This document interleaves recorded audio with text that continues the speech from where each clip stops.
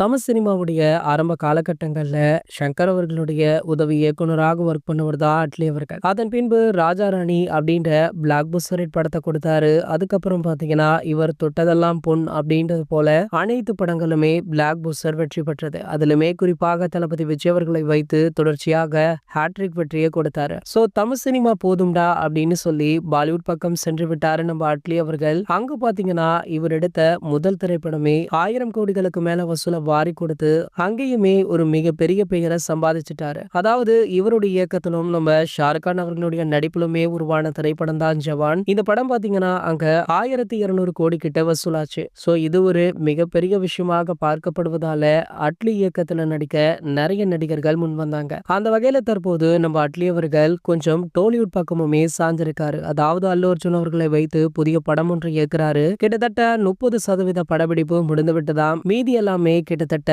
VFX பணிகள் தான் இருக்கு அப்படின்னு சொல்லப்படுது. இதற்கான ப்ரோமோ வீடியோ கூட அண்மையில வெளியாகி வைரல் ஆச்சு. இப்படி இருக்கையில அட்லி அவர்களை வைத்து சன் பிக்சர்ஸ் இன்னொரு பிளானுமே போட்டிருக்காங்க. அதாவது நம்ம அஜித் சாருடன் ஒரு படம் பண்ண வைக்கலாம் அப்படின்னு பேச்சுவார்த்தையில ஈடுபட்டு இருக்காங்க. கிட்டத்தட்ட இந்த படமுமே உறுதி அப்படின்னு சொல்லப்படுது. கூடிய விரைவிலேயே இதற்கான முறையான அறிவிப்பை படக்குழுவை வெளியிடுவாங்க. இது போன்ற சினிமா செய்திகளை பத்தி நீங்க உடனே தெரிஞ்சுக்க நம்மளுடைய அஜித் 360 சேனலை மறக்காம சப்ஸ்கிரைப் பண்ணிக்கோங்க.